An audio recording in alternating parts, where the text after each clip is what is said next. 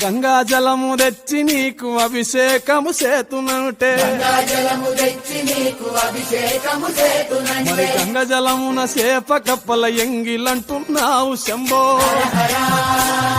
శివ శివ హర హర శివ శివ సాంబ శివ నీదు మహిమ ఎన్నటికీ తెలియదాయే శివ శివ ఆవు పాలు తెచ్చి నీకు అర్పితము చేతునంటే ఆవు పాల లేక దూడల ఎంగిలంటున్నావు శంభో ఓహో గట్టిగా అదే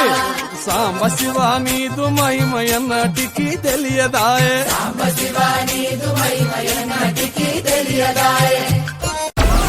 Download Moj.